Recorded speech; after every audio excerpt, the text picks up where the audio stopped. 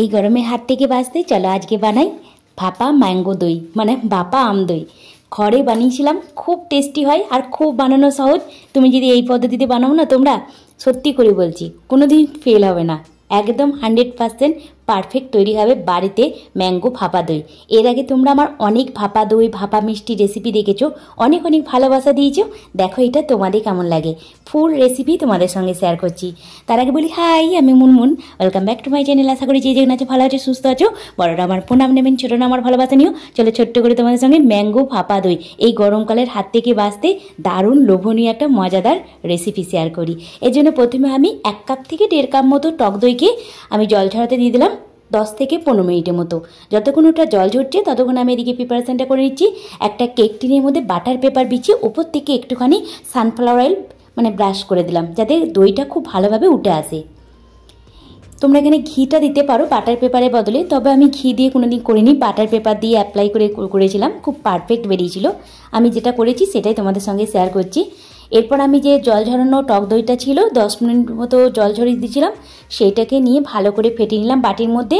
এবার একটা পাকা আম নিয়েছি, আমটা বেশ মিষ্টি আছে, মানে খুব বেশি মিষ্টি বলবো না, তবে বেশ মিষ্টি।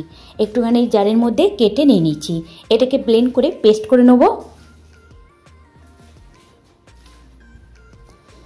এই অতিরিক্ত গরমের হাত থেকে বাঁচতে টক দই তো প্রত্যেক দিনই খাচ্ছ, মিষ্টি দই হয়তো বাড়িতে বানিয়েছো, একবার এইভাবে আম দই বানিয়ে দেখো, সত্যি বলছি খুব টেস্টি হয়।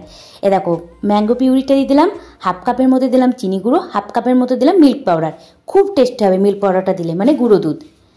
পাউডার সুগার, মিল্ক পাউডার, টক দই মানে হাঙ্কার্ড, আর একটু ম্যাঙ্গো পিউরি, ব্যাস এই কটা দিয়ে ভালো করে আমি এটাকে মানে হুইস্ক করে নিলাম, যাকে বলে তোমার ভালোভাবে ফেটিয়ে নিলাম, যাতে কোনো দানা না থাকে।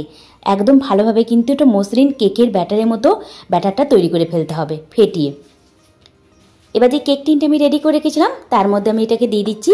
এবার এটাকে আমি হাই ফ্লেমে স্টিম করে নেবো। এরপর যাতে নিচে থেকে কোনো বাতাস না থাকে আর যাতে পারফেক্ট দইটা জমে, তার জন্য একটু এইভাবে 2-3 বার ট্যাপ করে নেবে। আমার দেখলাম ট্যাপ করার পরেও উপরে এরকম ঠিক উঁচু উঁচু থেকে যাচ্ছে, তার জন্য আমি চামচের সাহায্যে খুব ভালোভাবে মসৃণ করে নিয়ে 2-3 বার ট্যাপ করে নিচ্ছি। আর ওপর থেকে ভাপানোর সময় দেখবি একটু জল দাঁড়িয়ে যায় না, তার ফলে না দইটার একদম ঘেটে হয়ে যায়। আর যেটা মানে সেটা যাতে না হয় তার জন্য আমি এখানে একটা অ্যালুমিনিয়াম ফয়েল নিয়েছি, তার মধ্যে এইভাবে একটু কাভার করে দেবো। তোমরা এখানে একটা কোনো ঢাকনা দিয়ে দিতে পারো বা টিফিন বক্সের মধ্যেও করে নিতে পারো। আমি টিফিন বক্সে করিনি, এইভাবে করি তো পারফেক্ট তৈরি হয়। তোমাদের হাতের কাছে এইসব না থাকলে টিফিন বক্সের মধ্যে খুব সহজভাবেই বানাতে পারবে। আশা করি, আমি কোনোদিন অ্যাপ্লাই করিনি, তাই তোমাদেরকে মানে একদম 100% বলছি না যে হ্যাঁ হবে, তবে করে দেখতে পারো, হবে। দেখো ভালো করে কাভার করে দিলাম। আগে থেকে জলটা ফুটিয়ে নিয়েছিলাম ঢাকা দিয়ে, একটা স্ট্যান্ড বসিয়ে দিয়েছিলাম।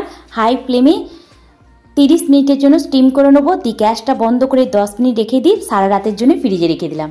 এরপর পরের দিন এটাকে ডিমোল্ড করে নিচ্ছি। তোমরা পরের দিনের দরকার নেই, 2-3 ঘন্টা ফ্রিজে রাখলেও কিন্তু খুব সহজভাবে এটা জমে যাবে। ওপর থেকে আম দিয়ে সাজিয়ে দিলাম। কেমন লাগলো অবশ্যই লিখে জানাবে। ম্যাঙ্গো ভাপা দই রেডি। বাই।